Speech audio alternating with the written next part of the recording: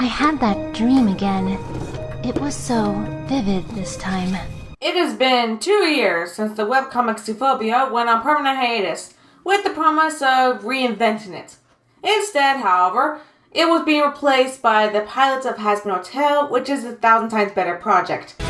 You win some, you lose a few hundred. So because of that, I think it's been enough time to talk about the webcomic and dissect its biggest misgiving, its characters. What happened? Freak, slut, burnout, bug eyes, poser, lordass.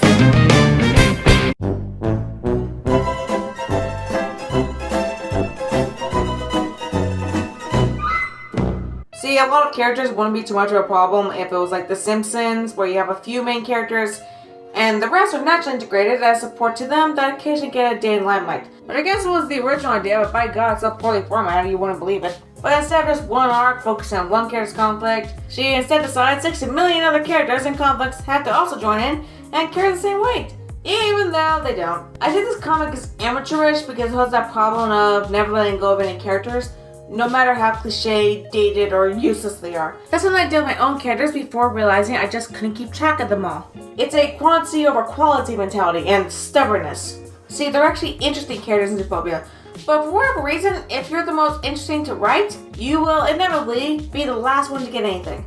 You're also the one to be the least fun to draw. Wondering if those two things have anything to do with each other. For instance, Cameron has so much potential to be fleshed out, but after the first arc, she is constantly sidelined.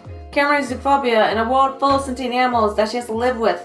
In Pixar's rule of storytelling, you want to throw your characters complete opposite at them to see how they react. You know, for character study and development, but it's only ever played for laughs and never really explored how she even got it to begin with.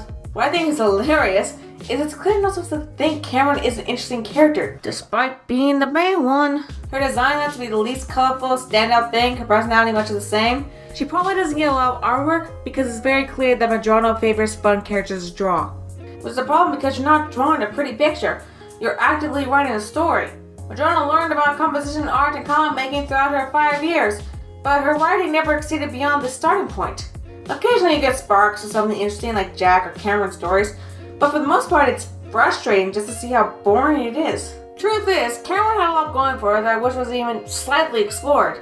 Her kind, helpful nature inspired her fears, her possible futuristic dreams, her backstory that was constantly hinted towards but never covered, always being an inch away from aneurysm. Like I said, her slow burn character arc of understanding animals more and not to be afraid of them was already well done. You know, when she hasn't disappeared from the plot altogether, that is. Back to the matter at hand, there are so many characters in the story that expecting your audience to even remember all of them, let alone care, is beyond ridiculous. You know Sturgeon's Law, where 90% of everything is garbage? That's why productions get redesign after redesign, scrapped characters and a bunch of unfinished ideas. Because you have to go through all the half-baked and bad ideas to get to the good ones that are actually memorable. In character-driven works, the most important thing you can have is your characters be proactive and moving the plot along. The worst thing you can do is push the plot along and have the characters barely interact with it, to the point where your characters are so disillusioned with it that you wonder why it's even there. Generally speaking, unless you have intentionally unlikable characters, your audience will empathize with the characters.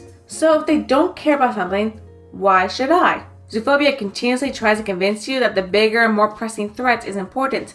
But if none of the characters are involved or care, and it's not immediate, then why should I care? I mean, I don't like the high school bullshit, but under the assumption that I do, I would just get whiplashed by this completely unrelated plot ramming itself in. And if I liked that plotline, I would just be bored most of the time by the main stuff. None of these characters are really proactive in anything they do, just kind of reactive to everything. I like Cameron and Jack, but they do nothing about the situation, just kind of go with it, and that's not interesting. This is a meta problem altogether with the story, down to its setting. If you're going to focus on mostly mundane high school shit, why even have the plot point of a secret civilization of animals? Why not just have it be in the open? Hell, why not have Cameron go there buy toys because she's so desperate for a job and decides to brave it? Have the major conflict be on whether or not she decides to keep her job. Like, this is plotline about war brewing or whatever, and it gets dropped as quickly as it's brought up. I guess it's with the implication that it'll come back, but that's assuming the audience will give enough of a fuck to come back, which I do not. How to do this idea properly will be like how Spider-Man does it, in both the internal conflicts of living a normal life and the need to live a more adventurous life, or at constant odds with each other. Considering it's applied Zill fights people on the side, that could be a perfect way to show it. Formulaic, yes, but it's a very flexible formula, which is more so than half the other cliches in this comic. Either omit the war shit altogether or actually make it impactful to all the characters involved. I think the setup with Slice of Life works to the former's advantage, so why not just keep it like that? There's a lot of creativity with designs. Why not put that into what matters, i.e. the script? I feel like animators have this problem more than anyone else, but it doesn't really matter how expressive your characters are, or how pretty the art is, or how great the composition is. If your script is boring and cliche and dull, then the entire story is boring and cliche and dull. Put it like this, the most popular webcomic of all time is sprite-based. And you know, life can be beautiful.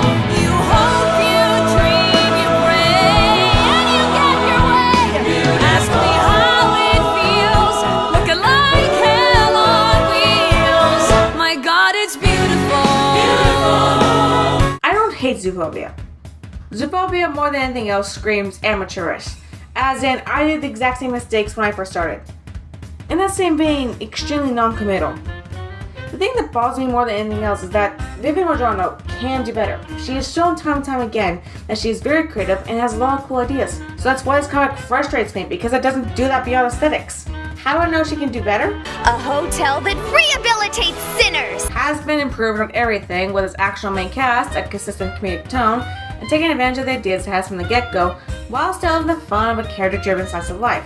But to get this, you need to try new things and let go of an idea when it doesn't pan out. As well as a takeaway, just because you weren't that great in the past on your work doesn't mean your hard work and determination won't turn around.